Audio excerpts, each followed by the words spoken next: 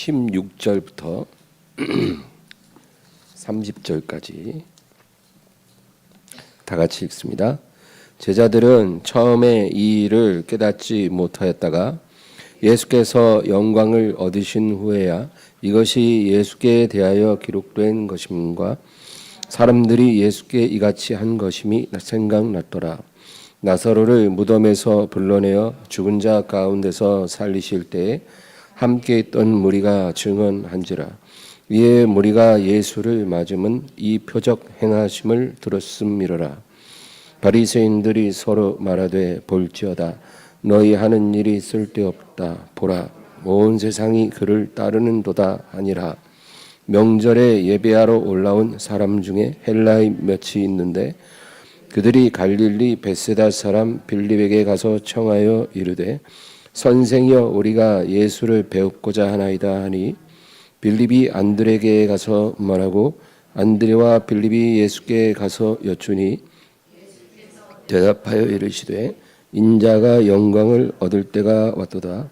내가 진실로 진실로 너희에게 이르노니 하늘의 밀이 땅에 떨어져 죽지 아니하면 하늘 그대로 있고 죽으면 많은 열매를 맺느니라. 자기의 생명을 사랑하는 자는 잃어버릴 것이요 이 세상에서 자기의 생명을 미워하는 자는 영생하도록 보존하리라. 사람이 나를 섬기려면 나를 따르라. 나 있는 곳에 나를 섬기는 자도 거기 있으리니 사람이 나를 섬기면 내 아버지께서 그를 귀히 여기시리라. 지금 내 마음이 괴로우니 무슨 말을 하리요? 아버지여 나를 구원하여 이 때를 면하여 하여 주옵소서. 그러나 내가 이를 위하여 이때에 왔나이다. 아버지여 아버지의 이름을 영광스럽게 하옵소서 하시니 이에 하늘에서 소리가 나서 이르되 내가 이미 영광스럽게 하였고 또 다시 영광스럽게 하리라 하시니 곁에 서서 들은 무리는 천둥이 울었다고도 하며 또 어떤 이들은 천사가 그에게 말하였다고도 하니 예수께서 대답하여 이르시되 이 소리가 난 것은 나를 위한 것이 아니요 너희를 위한 것이니라. 오늘 십자가의 영광이라는 제목으로 말씀을 나누겠습니다. 예수님의 제자들이 예수님과 동행한 시간은 3년 반이죠. 그걸 공생애라고 합니다. 예수님이 제자들과 함께 계셨던 3년 반 동안 많은 말씀을 하시고 또 많은 표적을 행하시고 또 예수님이 고난을 받으셨죠. 근데 예수님이 행하신 그 모든 일들을 제자들은 그때는 이해하지 못했습니다. 그 당시에는 이해를 못했다가 이제 나중에 성령을 받고 나서 가르치시는 성령의 역사로 깨닫게 된 거죠. 부활하신 주님이 이제 엠마오로 가는 두 제자를 만나십니다. 근데 이 제자 두 사람이 예수님인 줄 몰랐어요. 근데 이제 예수님이 그들에게 뭐라 그러시냐면 누가복음 24장 25, 26절 읽겠습니다. 이르시되 미련하고 선지자들이 말한 모든 것을 마음에 더디 믿는 자들이여 그리스도가 이런 고난을 받고 자기 영광에 들어가야 할 것이 아니냐 하시고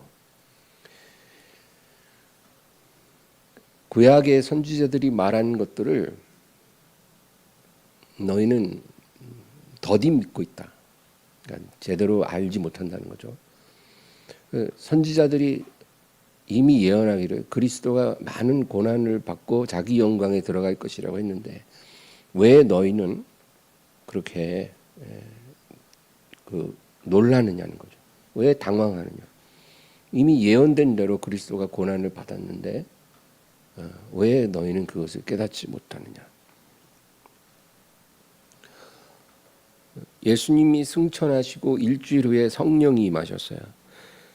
그러고 나서 깨닫게 하시는 은혜를 받은 제자들이 비로소 이 모든 것이 이해가 되기 시작합니다. 아, 예수님이 말씀이 이런 뜻이었구나.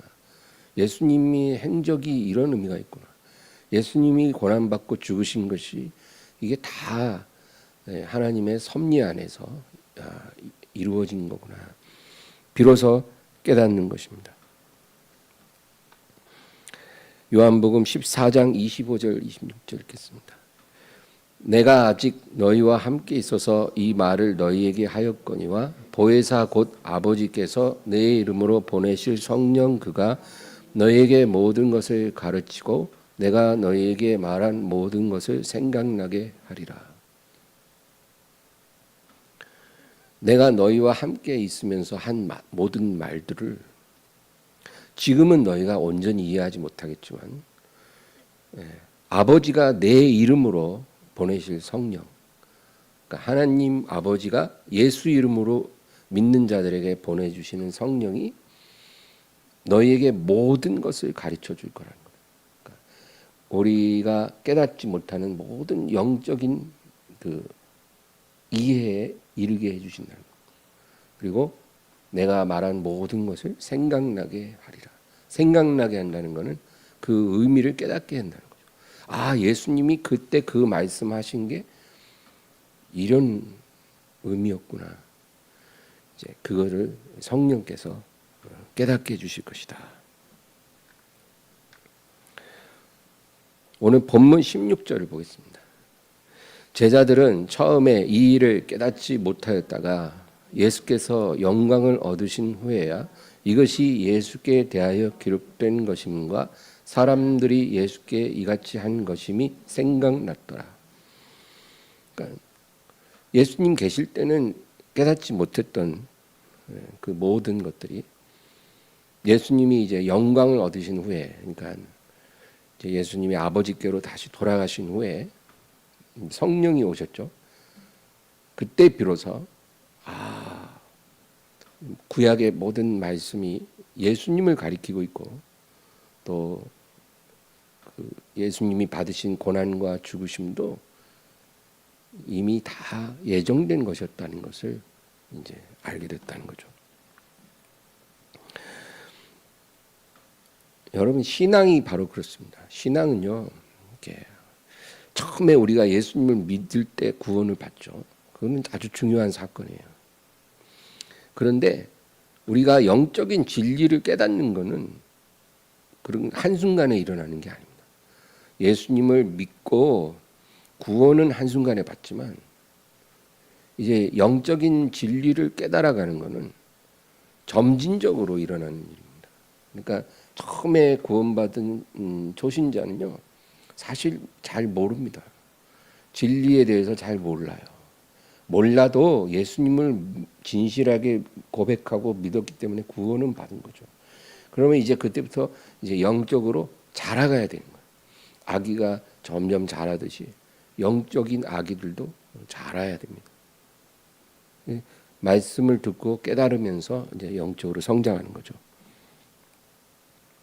근데 처음에는 우리의 어떤 깨달음이라는 게 우리 인간의 이성을 사용해서 깨닫는 거기 때문에 그게 온전한 깨달음을 가질 수가 없어요.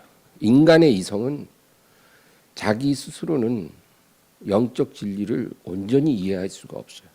그래서 내가 믿고 싶어서 믿는 거예요. 근데 그 완전하지가 않은 거예요. 그냥 우리가 머리로 이해하고 지적으로 동의하는 거지 뭔가 이게 마음에 확 믿어지고 깨달아지는 게 아니에요. 그래도 구원 못 받은 건 아니에요. 그러나 온전하지 않다는 거예요. 그냥 예수님이 이 세상에 오셔서 나를 위해 고난받고 죽으셨다는 거를 제가 이제 알았으니까 믿습니다. 정말 고마운 일이죠. 너무 감사하죠. 제가 믿어요. 이렇게 믿는 거예요. 그런데 이제 성령을 받으면요, 하나님이 주시는 믿음이 우리 안에 들어오는 겁니다. 그러니까 이제 내가 믿고 싶어서 믿는 게 아니라 믿어져서 믿는 거예요. 이게 다른 점이에요. 예전에는 안 믿어져도 믿으려고 내가 의지적으로 해서 믿는 거고, 이제 성령을 받고 나면 이제 뭐 안 믿으려고 해도 믿어져서 믿는 거예요. 그러니까 이제 모든 영적 진리가 내 마음에서 하나씩 하나씩 깨달아지는 것입니다. 예전에는 그렇게 어렵고 이해하기 힘들었던 그런 말씀들도 이해가 되는 거예요. 성경이 딱 예전에는 정말 어려웠는데 이제 그게 눈에 들어와요. 성경 구절들이 이해가 돼요. 그리고 하나님 말씀이 꿀처럼 달다라는 게 그게 뭔 말인지 몰랐는데 그게 이제 이해가 되는 거예요. 말씀이 달다. 그리고 설교 말씀이 귀에 들리기 시작합니다. 그런 놀라운 변화가 일어나는 거예요. 근데 그게 지금 내가 영적으로 잘하고 있다는 증거입니다. 예수님을 믿는 이유도 처음에는 이제 내가 구원받고 내가 잘 되고 싶어서 믿는 거예요. 그게 사람들 뭐 다 똑같습니다. 처음에는 내가 잘 되려고 믿는 거예요. 지옥 가고 싶지 않잖아요. 그러니까 내가 구원받고 싶어서, 내가 행복하고 싶어서, 내가 건강해지고 싶어서, 내가 잘 되고 싶어서 하나님을 믿고 예수님을 믿는 거예요. 그리고 내가 하나님께 구한 것이 이루어지면 너무 감사하죠. 너무 감사하니까 막 믿음이 점점 자라는 것 같아요. 그러나 또 내가 구하는 것이 안 이루어지면 또 낙심이 되죠. 또 하나님이 서운하고. 그래서 마음에 의심이 들어와요. 이건 내가 괜히 이상한 뭐랄까 헛짓거리하는 거 아닌가. 예수님 안 믿어도 다 저렇게 잘 먹고 잘 사는데 내가 괜히 잘못 믿는 거 아닌가. 그런 의심이 들어옵니다. 기도해도 뭐 응답도 안 되고 그러면 이렇게 믿음이 쭉 떨어지는 거예요. 그래서 교회도 이제 자꾸 안 나가게 되죠. 처음엔 다 그런 과정이 있을 수 있어요. 그러다가 이제 하나님의 은혜로 성령을 받잖아요. 그러면 이제 바뀝니다. 내가 중심이었던 그런 신앙이 아니고 예수님에 대해서 관심을 갖게 되는 거예요. 예전에는 내가 잘 되고 싶어서 예수님을 믿었잖아요.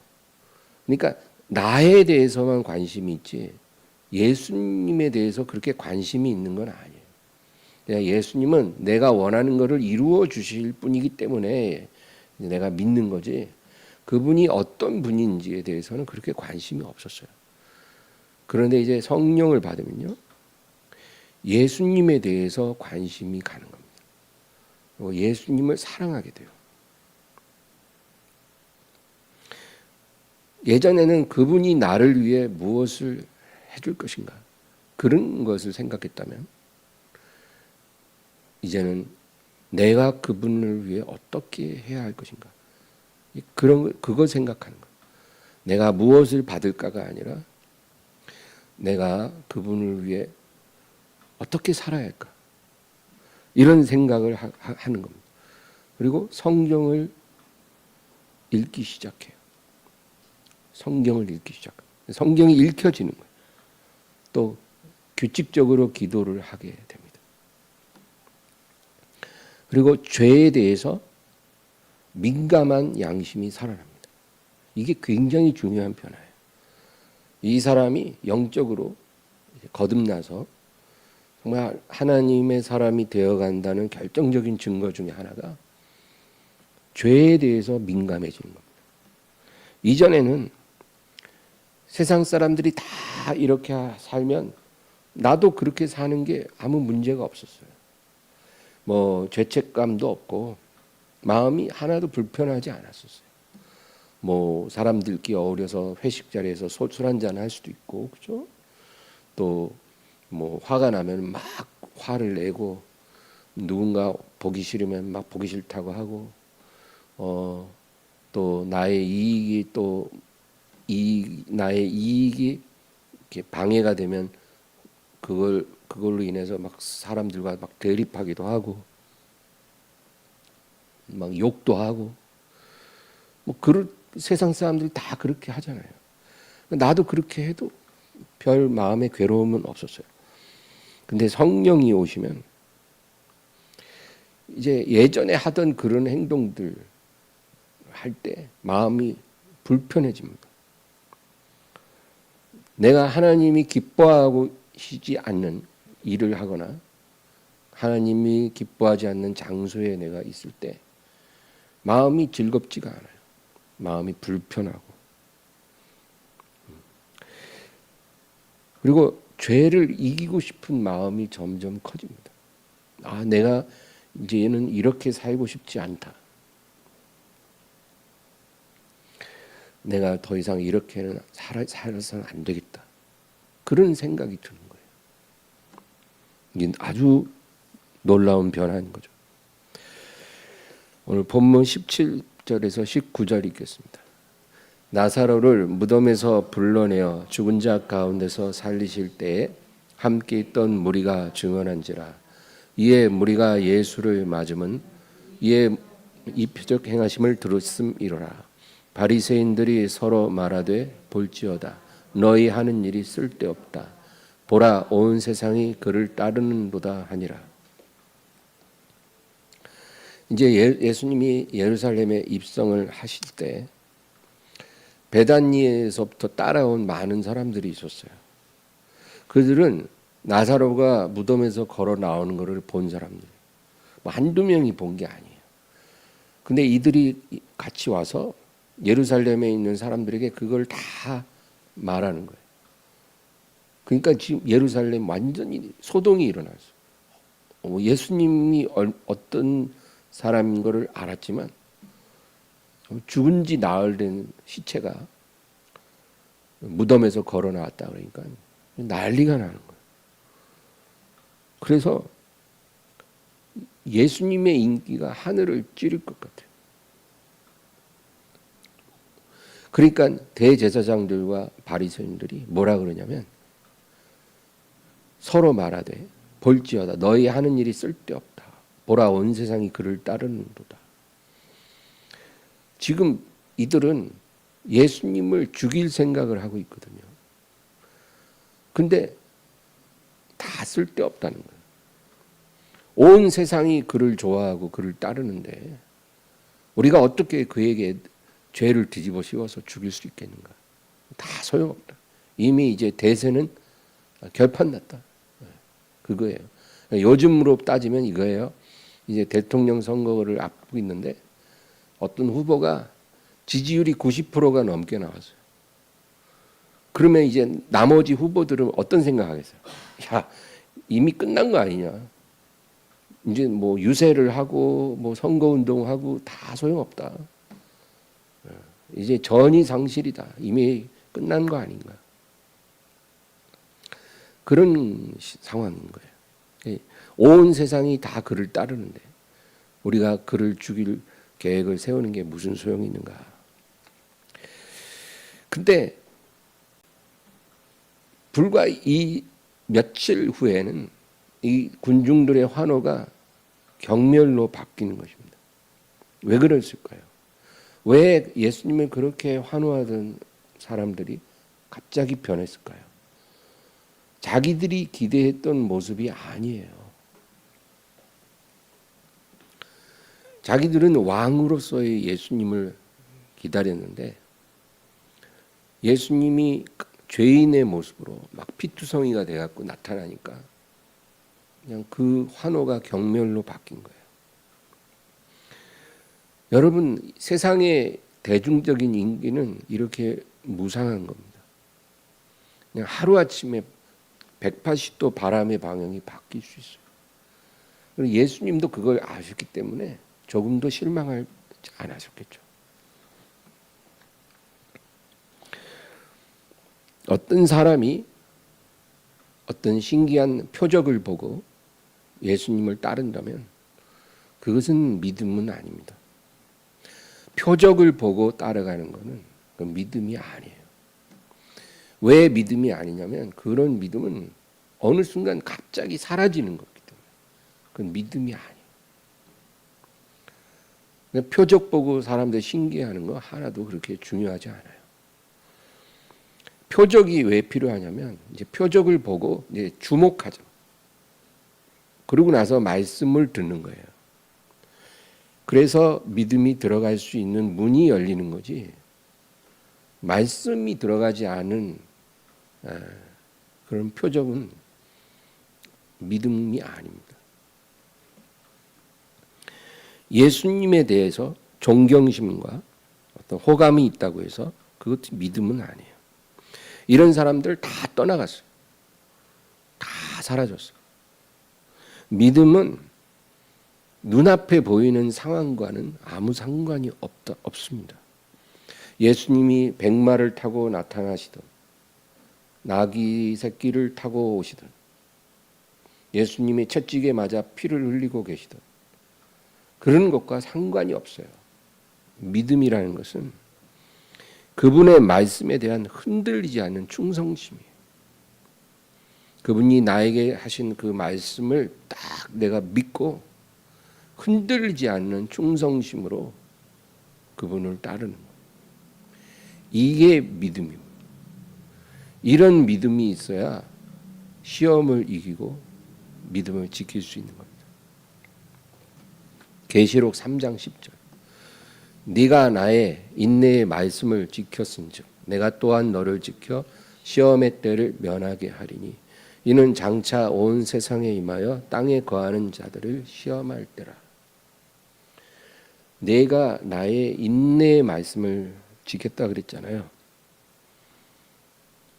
우리가 하나님께 받은 말씀을 빼앗기 위해서 마귀가 흔듭니다. 사람이 하나님의 말씀을 받잖아요. 성경에 하나님의 말씀을 받은 자를 신이라 하였거늘 그런 말씀도 있는데 하나님의 말씀을 받은 사람은 보통 사람이 아니에요. 그래서 마귀가 자기보다 더 존귀한 존재를 견디지 못해서 흔들어 보는 거예요. 그 믿음을 빼앗고 싶은데 못 뺐잖아요. 그러니까 자꾸 흔드는 거예요. 흔들다 보면 지가 믿음을 놓치겠지. 막 강제로는 못 뺐거든요. 그러니까 우리가 믿음을 놓쳐버리도록 흔들어 보는 거예요. 자꾸 흔들어. 믿음을 놓쳐라. 그래서 하나님의 말씀을 받고 나면 그 믿음을 빼앗으려고 그 말씀을 빼앗으려고 마귀가 흔듭니다. 그래서 인내의 말씀인 거예요. 이 말씀을 놓치도록 하는 시험을 이겨내야 되거든요. 그래서 인내의 말씀을 네가 끝까지 지켰기 때문에 내가 너를 지켜 시험의 때를 면하게 하고 너를 보호하리라.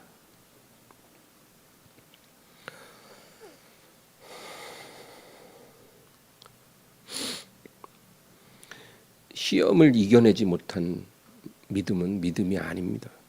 그래서 하나님이 우리에게 처음에는 어린아기 믿음을 주지만 그 믿음이 자라야 되는 거고요.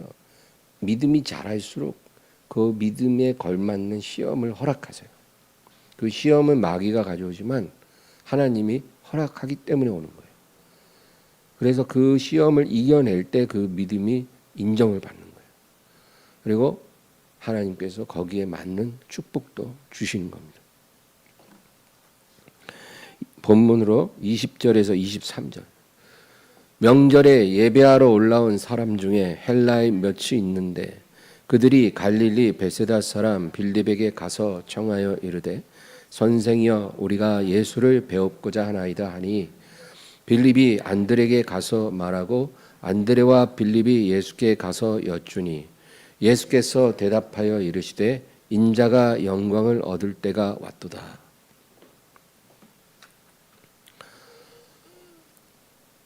이 유월절은 유대인들이 지키는 아주 중요한 절기죠.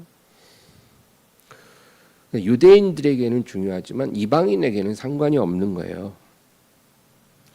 헬라인은 이방인입니다. 근데 이 헬라인들이 예수님을 찾아온 거예요. 그들은 유대인의 명절을 지키기 위해 왔어요. 그 이방인들은 성전에도 못 들어가요. 그 이방인의 뜰이라고 하는 곳, 거기까지만 들어가서 기도하는 거예요. 제사도 못 드리고 그냥 이방인의 뜰에서 기도만 합니다. 그런데도 하나님을 예배하려고 이 헬라인들이 왔는데 예수님을 만나기를 원하는 거예요. 그래서 제자들이 그 말을 예수님께 전달을 하니까 주님이 뭐라고 하시냐면 인자가 영광을 얻을 때가 왔도다. 근데 이 제자들이 오해를 해요. 아, 이제 예수님이 왕좌에 앉을 때가 왔다는 소리다. 이제 모든 백성이 예수님을 너무 좋아하고 이방인들도 와서 지금 이렇게 줄을 서는 거 보니까 아, 이제 예수님이 왕좌에 앉으실 때가 왔나 보다. 그렇게 이 말을 이해했어요. 근데 그런 의미가 아닌 거죠. 예수님의 생애가 33년이잖아요.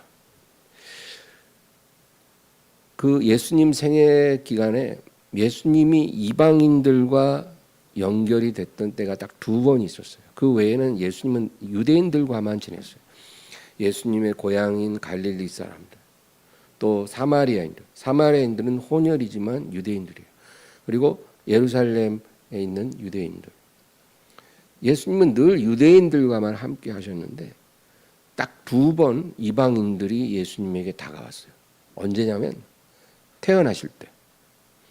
저 동방 박사들이 예수님께 와서 아기 예수를 보고 경배를 드리고 예물을 드렸어요. 황금과 유향과 고려. 그때 한번 이방의 동방 박사들이 와서 아기 예수를 보고 경배를 드렸고, 그리고 2번째가 바로 지금이에요. 이제 며칠 후에 예수님이 십자가에 죽으셔야 되잖아요. 근데 헬라인들이 와서 예수님을 뵙다는 거죠. 그들이 왜 예수님을 뵙자고 했는지, 그리고 무엇을 했는지는 성경에 안 나오지만 아마도 예수님을 보고 귀한 예물을 드리고 유대인의 왕이신 예수님께 영광을 돌렸을 거라고 생각합니다. 그러니까 이방인이 예수님의 생애에 나타난 게 2번인데, 첫 번째는 예수님이 유대인의 왕으로 탄생하셨을 때 예수님께 찾아와 경배드린 일이고, 2번째는 예수님이 이제 죽으실 때 또 예수님께 찾아와 자기 백성을 위해 목숨을 내어주시는 유대인의 왕에게 경배를 드렸다는 거예요. 그러니까 이것은 어떤 사인이죠. 그래서 예수님이 이제 내가 죽음으로 영광을 얻을 때가 왔다. 이제 그 얘기를 하시는 거예요. 내가 죽음으로 영광을 얻을 때가 왔다. 그래서 인자가 영광을 얻을 때가 왔다. 그 얘기를 하신 거예요. 이제 뭐 이런 말씀 아무리 해도 제자들은 이해 못해요. 그때는 이해를 못해요. 24절 읽겠습니다. 내가 진실로 진실로 너희에게 이르노니 한 알의 밀이 땅에 떨어져 죽지 아니하면 한 알 그대로 있고 죽으면 많은 열매를 맺느니라. 한 알의 밀이 있어요. 이 중요한 말이에요. 진실로 2번 나오니까 엄청 중요한 거예요. 한 알의 밀이 그 안에 생명이 있죠. 그 안에 생명이 있는데 이 생명이 밀 바깥으로 발아들이려면 반드시 그 밀이 죽어야 된다는 겁니다. 그 안에 생명이 있지만 그것이 발아되기 위해서 그 밀알이 죽어야 된다. 만약에 그 밀알이 죽지 않으면 그냥 아무 일도 안 일어난다는 거죠. 그대로 있고 죽어야 많은 열매를 맺을 수 있다. 예수님이 이런 진리를 말씀을 했어요. 근데 지금 제자들은요, 마음이 막 구름 위에 떠 있는 거. 지금 예수님의 인기가 막 하늘을 찌르고 있고 이방인들도 와서 막 예수님 앞에 막 줄을 서고 정치 헌금, 후원금 막 주고 가고, 그게 제자들 눈에는 그렇게 보이는 거예요. 예물 드린 것도. 아, 이제 자기들의 3년 반의 고생이 이제 보상받을 때가 가까이 왔다. 이렇게 생각하고 있어요. 그러니까 지금 세상 욕심으로 꽉 차 있으니까 진리의 말씀이 들어가질 않아요. 들어도 이해를 못해. 욕심 때문에. 예. 하늘의 밀이 땅에 떨어져 죽어야만 열매를 맺느니라. 이게 자기를 가리켜 하신 말씀이잖아요. 근데 제자들은 그때는 이 말씀을 이해하지 못했어요. 25절입니다. 자기의 생명을 사랑하는 자는 잃어버릴 것이요 이 세상에서 자기의 생명을 미워하는 자는 영생하도록 보존하리라.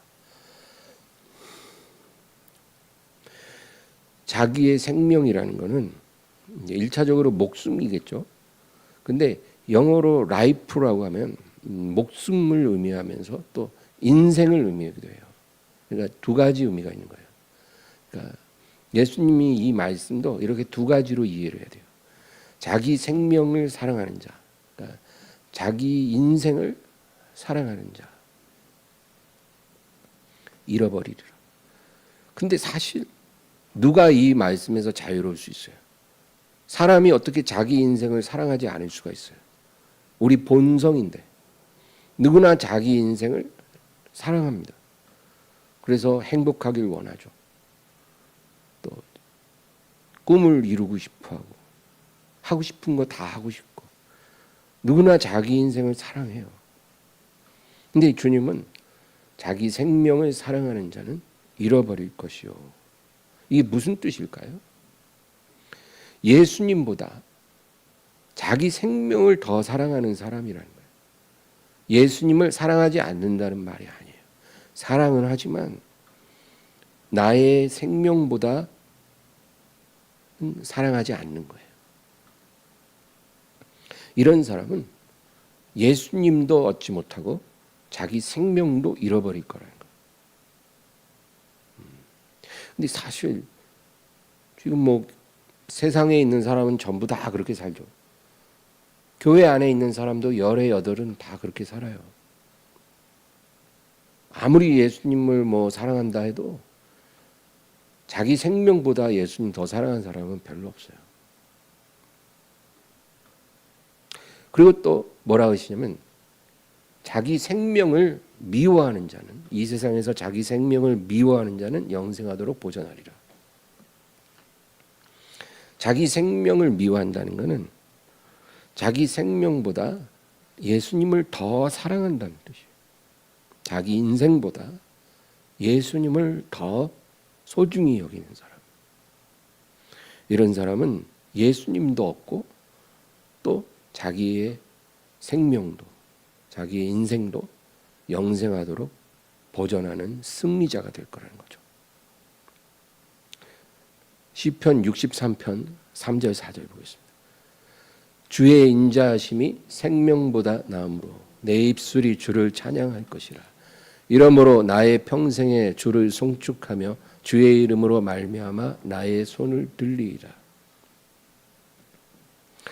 주의 인자하심이 생명보다 낫다 그랬잖아요.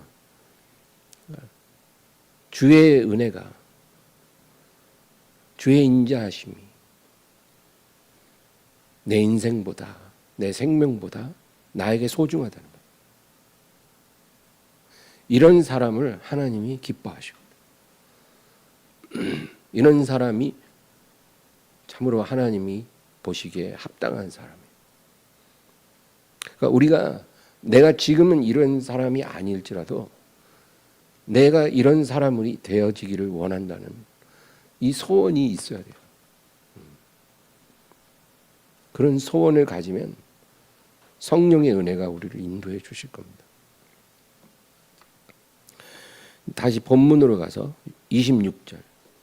사람이 나를 섬기려면 나를 따르라. 나 있는 곳에 나를 섬기는 자도 거기 있으리니 사람이 나를 섬기면 내 아버지께서 그를 귀히 여기시리라.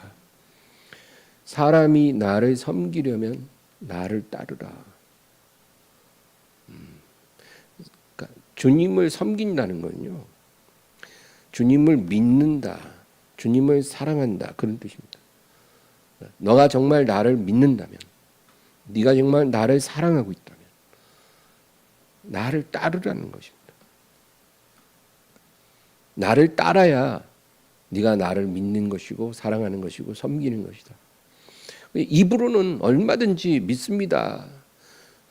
사랑합니다. 제가 주님을 섬깁니다. 입으로는 얼마든지 우리가 쉽죠. 그러나 그게 아니라 네가 나를 따라와야 그것이 믿는 거고 사랑하는 거고 섬기는 거다. 내가 가는 그 길을 네가 따라올 때, 내가 있는 곳에 너가 있을 때 내 아버지께서 너를 귀히 여기실 것이다. 그 얘기예요. 만약에 네가 넓고 편안한 길은 잘 따라오는데 내가 좁고 위험한 길로 갈 때 네가 망설이고 머뭇거리고 안 따라오면 그것은 나를 사랑하는 게 아니라, 나를 섬기는 게 아니라, 너는 결국 끝까지 나랑 동행하지 못하게 될 것이다. 그 얘기입니다. 그러니까 주님은 우리의 믿음, 우리의 사랑을 아시기 때문에 우리가 감당할 수 있는 시험 외에는 허락하지 않아요. 그러니까 내가 이렇게 힘이 약한데 내가 오르지 못할 높은 산에 올라오라고 가시면 내가 어떻게 올라가지? 내가 지나가지 못할 험한 골짜기로 가시면 내가 어떻게 가지? 우리 그런 걱정 미리 할 필요는 없어요. 우리가 갈 수 있는 길로 우리를 인도하십니다. 그러나 우리가 기대하던 길은 아닐 수 있어요. 주님이 가시는 그 길을 믿고 따라가는 게 주님을 섬기는 거예요. 어려운 게 아니에요. 아주 단순한 거예요. 근데 대부분의 사람들이 가다가 중간에 멈춘다는 거예요. 어느 순간부터는 이제 더 이상은 안 되니까 주님 혼자 가세요. 저는 못 가요. 저는 그냥 여기 있을게요. 이렇게 된다는 거예요. 27절. 지금 내 마음이 괴로우니 무슨 말을 하리요. 아버지여 나를 구원하여 이때를 면하게 하여 주옵소서. 그러나 내가 이를 위하여 이때에 왔나이다. 지금 예수님은요, 자기가 인간의 완전한 본성을 갖고 계심을 이제 의도적으로 드러내시는 거예요. 완전한 하나님이시고 완전한 사람이잖아요. 예수님도 완전한 사람의 본성을 갖고 계신 거예요. 그 본성은 우리와 다르지 않아요. 자기가 가야 할 길이 너무나 위험하고 괴로울 때 인간의 본성은요, 그것을 절대로 즐겁고 기쁘게 여기지 않죠. 그래서 예수님도 지금 그거를 드러내시는 거예요. 내 마음이 괴롭다.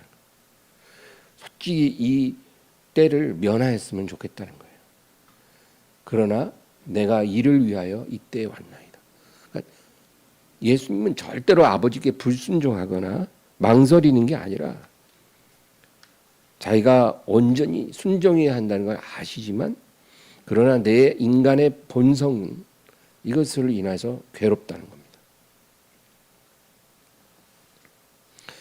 겟세마네 동산에서 기도할 때도 똑같아요. 할 수만 있으면 이 잔이 지나가게 하옵소서. 그러나 내 뜻대로 마시고 아버지 뜻대로 하옵소서. 그 예수님의 본성을 드러내신 거예요. 그럼에도 아버지의 뜻이기 때문에 순종합니다. 내가 죽는 것이 아버지의 뜻이기 때문에 나는 이 죽음을 받아들이겠습니다. 그거거든요. 예수님이 완전한 사람으로 이렇게 행하셨기 때문에 우리도 그렇게 행하라는 겁니다. 성경에서 죽음은 두 가지 의미가 있어요. 생물학적인 죽음도 있지만 자아의 죽음도 있습니다. 어떠한 종류의 죽음이든 인간의 본성은 죽는 것을 좋아하지 않습니다. 누가 죽는 걸 좋아합니까? 사는 걸 좋아하죠. 할 수만 있으면 안 죽고 살기를 원하잖아요. 그런데 죽어야 살기 때문에 죽는 거예요. 죽는 게 좋아서 죽는 게 아니라 죽어야만 살기 때문에 죽는 거예요. 내가 죽어야 열매를 맺기 때문에 죽는 거예요. 죽지 않으면 하나의 그대로 있을 수밖에 없기 때문에 죽어야 열매 맺기 때문에 죽는 거지 좋아서 죽는 게 아니라는 거죠. 대부분의 신자가 죽어야 할 때 죽지 않습니다. 그래서 하나님의 뜻을 이루지 못해요. 죽어야 할 때 죽어야 하나님이 쓰시는 귀한 그릇이 되는데 죽어야 할 때 안 죽어요. 그래서 하나님의 뜻이 이루어지질 않아요.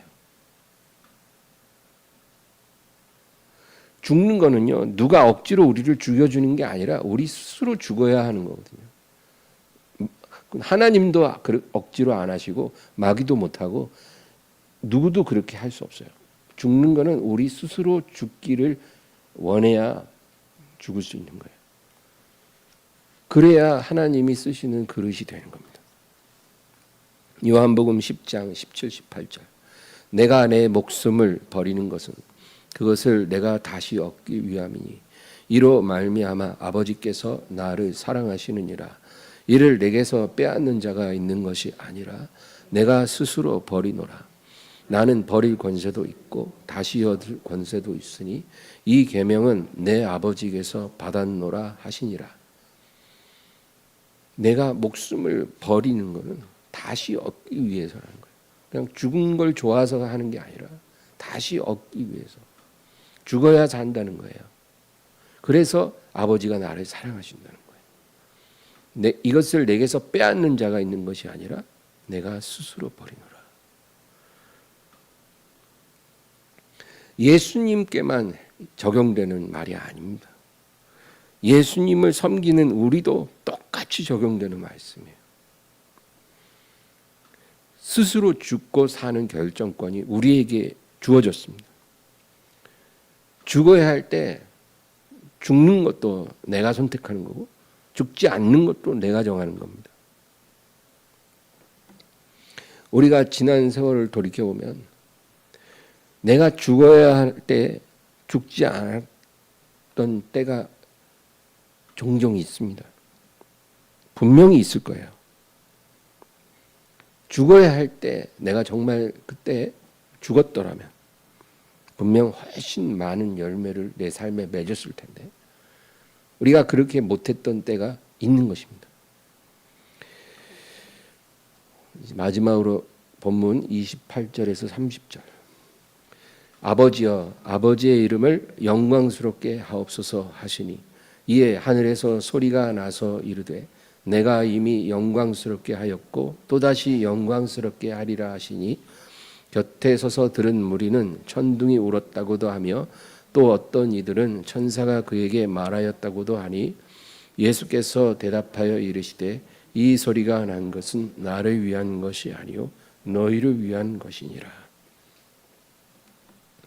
예수님의 공생애 중에서 하늘에서 아버지의 음성이 들려진 일이 3번 있었어요.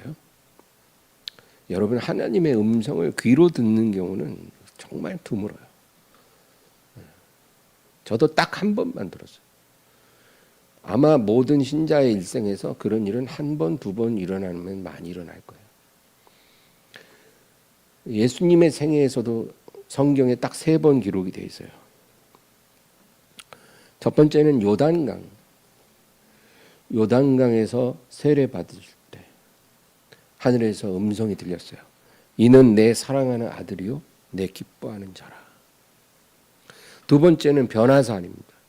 세 제자를 데리고 올라가서 모세와 엘리야가 예수님이 아주 빛나는 모습으로 변화돼서 대화를 하실 때 그때 세 제자들에게 들린 음성이 있었어요. 이는 나의 아들 곧 택함을 받은 자니 너희는 그의 말을 들으라. 그리고 이제 세 번째가 지금 본문 28절. 한번 28절 다시 보여주세요. 아버지여 아버지의 이름을 영광스럽게 하옵소서 하시니 이에 하늘에서 소리가 나서 이르되 내가 이미 영광스럽게 하였고 또다시 영광스럽게 하리라 하시니 예수님이 아버지의 이름을 영광스럽게 하소서 하니까 아버지가 예수님께 화답하시는 거예요. 내가 이미 영광스럽게 했고 또다시 영광스럽게 하리라. 하나님의 아들이 육신으로 이 세상에 오셔서 33년을 사셨잖아요. 이거를 우리가 성육신이라고 하죠. 또 하나님의 자기 비하라고 그렇게 표현합니다. 왜냐하면 창조주가 피조물의 모습이 되셨기 때문에 하나님의 자기 비하. 그러면 영광스러운 자리에서 비천한 자리로 내려오신 거잖아요. 하나님께서. 그렇잖아요. 영원하신 하나님이신 예수님이 사람의 몸을 갖고 이 세상에 오셨으니까 높은 곳에서 낮은 곳으로 오신 것이고 영광에서 비천으로 오신 거잖아요. 그런데 이것을 하나님이 스스로 영광을 취하신 것이라고 성경은 말해요. 우리의 관점에서는 이해가 안 되는 거죠. 그래서 내가 이미 영광스럽게 했다 이 말은 내가 내 아들 예수가 육신으로 이 세상에서 33년을 삶으로 내가 스스로 영광을 얻었고 이제 내 아들 예수가 십자가의 죽음으로 또 부활함으로 내가 영광을 또 받으리라. 그 얘기예요. 여러분 이게 복음의 신비예요. 복음의 신비. 우리 관점으로는 이건 영광이 아니에요. 예. 높아진 것이 아니라 낮아진 거예요. 그죠? 영광이 아니라 비천이에요. 사는 것이 아니라 죽는 일이에요. 우리 관점에서는 영광이 될 수가 없는데 하나님의 관점은 이것이 하나님이 스스로가 자기 영광을 최대한 드러내신 놀라운 사건. 하나님의 사랑, 하나님의 자비, 하나님의 공의. 이것이 예수님의 낮아지심과 고난받으심과 죽으심, 십자가를 통해서 최대한 드러나신 사건. 우리가 볼 땐 참혹한 죽음인데 하나님이 보시던 자기 영광이 최대치로 온 우주를 뒤덮을 정도로 드러난 사건이에요.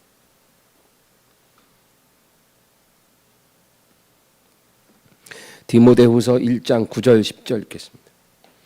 하나님이 우리를 구원하사 거룩하신 소명으로 부르심은 우리의 행위대로 하심이 아니요 오직 자기의 뜻과 영원 전부터 그리스도 예수 안에서 우리에게 주신 은혜대로 하심이라. 이제는 우리 구주 그리스도 예수의 나타나심으로 말미암아 나타났으니 그는 사망을 패하시고 복음으로써 생명과 썩지 아니할 것을 드러내신지라. 이 10절 보시면 하나님의 온전한 영광이 우리 구주 그리스도 예수의 나타남으로 말미암아 나타났다는 거예요. 하나님은 원래가 영광의 하나님이잖아요. 근데 그 하나님의 온전한 영광이 예수 그리스도의 나타나심으로 말미암아 나타났다는 거예요. 그러니까 예수님이 이 땅에 오셔서 33년 사시고 십자가에서 죽으신 것이 하나님의 온전한 영광이 나타난 사건이라는 거죠. 그래서 그가 십자가의 죽으심으로 인해 사망을 패하시고 복음으로써 생명과 썩지 아니할 것을 드러내신지라. 이게 하나님이 영광을 스스로 취하시는 방식이에요. 여러분, 우리는 성경을 통해서 하나님이 어떤 분이신가, 어떻게 하나님 스스로 영광을 얻으시는지를 우리가 알아야 돼요. 우리가 하나님께 영광 돌리기 원합니다. 이렇게 말은 잘하지만 하나님이 어떤 영광을 받으시는 하나님인지를 우리가 모를 수 있어요. 사람들은 우리가 세상에서 성공해야 하나님이 영광을 받으실 거라고 생각해요. 그러나 그것은 잘못된 가르침이에요. 우리가 성공하고 안 하고는 하나님께 그렇게 중요한 건 아니에요. 사람을 높이는 것도 높이기도 하고 낮추기도 하시고 살리기도 하고 죽이기도 하시고 문을 열기도 하고 닫기도 하시고, 이건 다 하나님이 주권이죠. 우리가 높아진다고 해서 성공한다고 해서 하나님이 영광 받으시는 건 아니에요. 하나님이 영광을 받으시는 것은 오직 십자가를 통해서입니다. 십자가의 영광이 하나님이 가장 기뻐하시고 원하시는 영광이에요. 그래서 그 아들 예수님이 이 세상에 오셔서 가장 낮아지시고 고난당하시고 그리고 십자가의 죽으심으로 하나님의 영광을 최대한으로 드러내신 거예요. 내가 이미 영광을 얻었고 또 영광스럽게 하리라.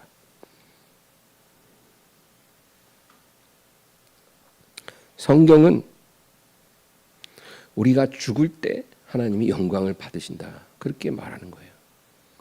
우리가 막 살려고 노력하고 높아지려고 노력하고 이럴 때 그것이 이루어짐으로 영광 얻으시는 게 아니라 우리가 하나님 뜻 안에서 낮아지고 죽을 때 하나님의 영광이 제일 크게 나타난다.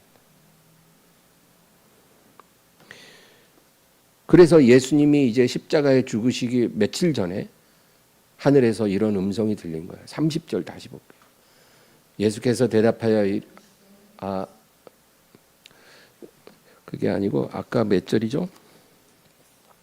내가 이미 영광을 얻었고 또 영광스럽게 하리라. 28절 보겠습니다. 아버지여 아버지의 이름을 영광스럽게 하옵소서 하시니 예, 하늘에서 소리가 나서 이르되 내가 이미 영광스럽게 하였고 또한 영광스럽게 하리라. 예수님이 이제 십자가에 못 박히시기 직전이에요. 그런 예수님이 아버지께 아버지의 이름을 영광스럽게 하소서. 그거는 내가 이제 아버지의 뜻대로 죽음에 순종함으로 죽음을 받아들임으로 아버지를 영광스럽게 하나이다 하니까 하나님 아버지가 내가 이미 영광스럽게 했고 영광을 받았고 너의 죽음을 통해 영광을 또 받을 것이다. 하나님은요, 우리가 죽을 때 영광을 받으세요. 정말 하나님께 큰 영광 돌려드리는 삶이 되고 싶다면 내 삶 속에 하나님이 죽기를 원할 때 잘 죽으세요. 이거는 생물학적인 죽음이 아니라 자아의 죽음이에요. 하나님이 내게 죽음을 원하실 때 잘 죽으면 그게 하나님께 최고의 영광 돌리는 거예요. 네, 내가 막 성공하고 잘 돼서 영광 돌리는 게 아니에요. 이게 성경이 우리에게 가르쳐주는 진정한 하나님이 원하시는 영광이에요. 이제 마지막 갈라디아 6장 14절 읽고 마치겠습니다. 그러나 내게는 우리 주 예수 그리스도의 십자가 외에 결코 자랑할 것이 없으니 그리스도로 말미암아 세상이 나를 대하여 십자가에 못 박히고 내가 또한 세상에 대하여 그러하니라. 이것은 바울 사도의 인생관이기도 합니다.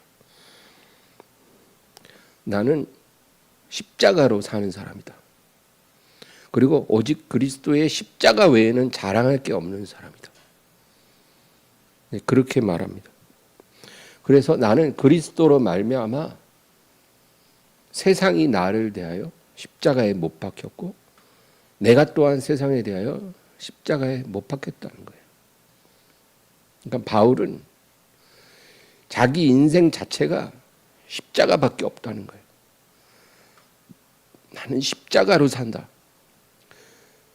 세상이 나를 대하여 십자가에 못 박혔고 나는 세상 앞에서 십자가에 못 박혔다. 세상과 나는 결코 친하지 않다. 세상과 나는 서로를 못 박는 관계다. 그리고 나는 오직 십자가만 자랑하는 사람이다. 그렇게 말했어요. 여러분, 이 바울의 이 고백이 우리 고백이 돼야 돼요. 나는 십자가만 자랑하겠습니다. 그리고 십자가로 살겠습니다. 하나님이 내게 죽음을 원하실 때 난 죽겠습니다. 내가 십자가에 못 박혀 잘 죽게 도와주세요. 우리가 그렇게 고백해야 돼요. 우리가 이렇게 살면 이것이 하나님이 우리를 통해 영광 받으시는 방법이에요. 가장 큰 영광을 받으시는 방법. 그러니까 무슨 실력이 필요한 것도 아니고 지식이 필요한 것도 아니고 재능이 필요한 것도 아니에요. 무슨 돈이 더 많아야 되는 것도 아니죠. 내 인생에서 하나님이 내게 십자가에 못 박히라 하실 때 잘 못 박혀 죽기만 잘해도 하나님이 나를 통해 받으실 수 있는 최대치의 영광을 돌릴 수가 있는 거예요. 얼마나 쉽습니까? 돈도 안 들어요. 뭐가 특별한 능력이 필요한 것도 아니에요. 우리 그렇게만 하면 정말 어느 누구보다도 빛나는 하나님의 영광의 그릇이 될 수가 있는 거예요. 여러분, 예수님이 가신 그 길로 우리도 잘 따라가는 그러한 우리 모두가 되기를 주의 이름으로 축원합니다. 하나님 아버지 감사합니다. 오늘도 주님을 의지하게 하시고 십자가의 영광만이 하나님이 기뻐하시고 받으시는 영광인 것을 우리가 알게 하사 우리가 그 영광을 위해 살게 하여 주시옵소서. 하나님 아버지, 이제까지는 내가 나를 위해서 산 인생이었을지라도 앞으로는 우리 안에 계신 예수님의 영광, 그 십자가의 영광을 위해서 사는 저희들 되게 도와주시옵소서. 예수님의 이름으로 기도합니다. 아멘.